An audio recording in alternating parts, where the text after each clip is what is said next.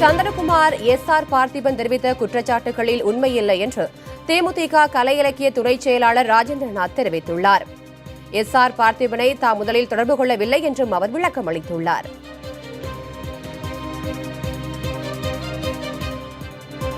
சொல்றாரு அவர் பேசல, நாங்க பேசல, அவர் தான் பேசினார்னு அந்த ஆடியோ பதிவில் பார்த்தீங்கன்னா கனிமொழியோட PA கண்ணன் ஒருத்தர் என்கிட்ட வந்து பேசினார்.